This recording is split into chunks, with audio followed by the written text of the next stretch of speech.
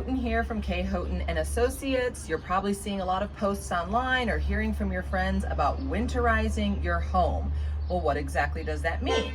Many of us have hose bibs, water spigots, exterior faucets, whatever you want to call it, they need to be winterized. In this video, I'd like to show you what to do and what not to do. So unfortunately, last year, I told myself to winterize and then completely forgot about it, only to find out this year that my pipe had in fact burst, and now water is coming from behind the actual water spigot and running down the back of my wall in my basement. So I'm going to show you what that looks like and then take you downstairs to show you where your water shut off is and how to actually winterize this so this doesn't happen to you.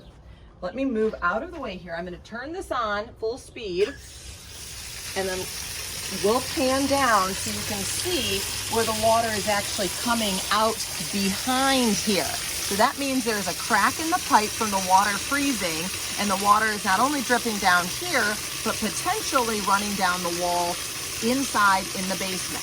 We want to prevent that, and I'll take you guys downstairs to show you how.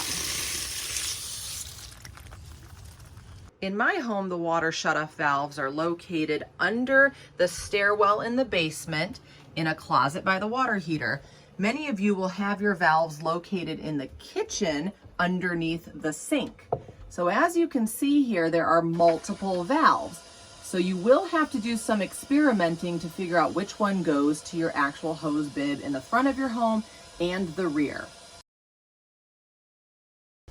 Okay, now that we've actually shut off the water supply, we need to open the hose bib to drain all of the water out. So I'm going to do that now to show you what that looks like.